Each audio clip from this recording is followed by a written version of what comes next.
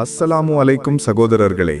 இந்த உலகில் மிகுந்த ஈமானும் உறுதியும் கொண்ட மக்கள் யார் என்று கேட்டால் தயக்கமின்றி சொல்லலாம், அது பலஸ்தீன் மக்கள்தான். ஏனெனில் அவர்களின் ஈமான் அதிர்க்க முடியாத அளவுக்கு வலிமையானது. இன்று உலகம் முழுவதும் கோடிக்கணக்கான விசுவாசிகள் வாழ்ந்தாலும் அவர்களின் ஈமான் போல உறுதியான நம்பிக்கை வேறு எங்கும் இல்லை. ஆண்டுகளாக அவர்கள் அனுபவித்து வரும் துன்பங்களும் பீடனங்களும் அவர்களை தளரச் செய்யவில்லை. அவர்கள் இன்னும் அல்லாவின் மீதான நம்பிக்கையுடன் வாழ்கிறார்கள். அவர்களின் வீடுகளையும் செல்வங்களையும் இஸ்ரேல் அழித்து விடலாம். அவர்களின் கண்முன்னே தங்களின் அன்பானவர்களை படையெடுப்புகளில் கொன்று குவிக்கலாம். ஆனால் அவர்களின் மனத்தில் உள்ள ஈமானை உலகில் உள்ள எந்த ஆற்றலாலும் உடைக்க முடியாது.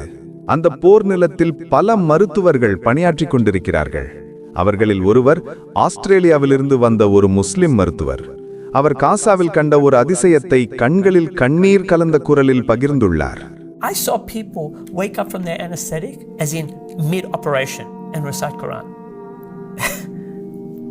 People who said they weren't practicing said they became practicing. They said it brought them closer, and that they got to witness things that they hadn't witnessed before, both in themselves and outside. You had people say, look, we've smelled the musk of martyrs. I had people say a genuine, alhamdulillah, like it was a genuine, this is from God. So whatever's happening, it's from Allah. We're okay with.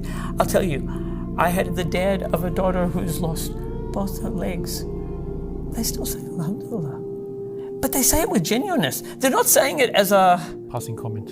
அவர் கூறுகிறார், சிகிச்சை அளிக்கும் போது மயக்க நிலையில் இருந்த நோயாளிகள் விழித்து குரான் ஓதுவதை நான் கண்டேன். அவர்கள் அல்லாஹ்வுடன் இன்னும் நெருக்கமாகிறார்கள். அந்த துன்பங்கள் கூட அவர்களை தளரச் செய்யவில்லை. மாறாக அவர்கள் படைத்த ரப்பை நோக்கி இன்னும் அருகே சென்று கொண்டிருக்கிறார்கள். அவர் மேலும் சொல்கிறார், மரணமடைந்தவர்களின் உடல்களிலிருந்து கஸ்தூரி மணம் வீசுவதை நான் பார்த்தேன். அந்த மருத்துவர் மேலும் கூறினார், இரு கால்களையும் இழந்த ஒரு சிறுமியின் தந்தை கூட அந்த வலியிலும் அல்ஹம்துலில்லா என்றார். அது வெறும் வார்த்தை அல்ல, உண்மையான நம்பிக்கையிலிருந்து வந்த சொல். அந்த மனிதரின் வலி, அந்த நம்பிக்கையின் ஆழம் இதயம் முருக வைக்கும். இது ஒரு உண்மையான அதிசயம். பலஸ்தீனில் மரணமடைந்தவர்களின் முகங்களில் புன்னகை திகழ்கிறது. அவர்கள் இறந்ததா அல்லது சாந்தமாக தூங்குகிறார்களா என்று கூட சந்தேகம் வரும். அவர்களின் முகங்களில் அமைதியும் ஒளியும் திகழ்கிறது. இவர்கள் மரணத்திலும் புன்னகையுடன் இருக்கிறார்கள். ஏனெனில் அவர்கள் சொர்க்கத்தை பார்த்திருக்கலாம். அது ஈமான் நிறைந்த மக்களின் இறுதி புன்னகை. இவ்வளவு போராட்டங்களும் வலிகளும் நடக்கும் போதும் அவர்கள் அல்லாஹ்வை குற்றம் சொல்லவில்லை. மாறாக அவர்கள் அல்லாஹ்வுக்கு இன்னும் அருகே சென்று கொண்டிருக்கிறார்கள். இதுவே பலஸ்தீன் மக்களின் வலிமை. அவர்கள் கையில் இருக்கும் மிகப்பெரிய ஆயுதம் ஈமான்.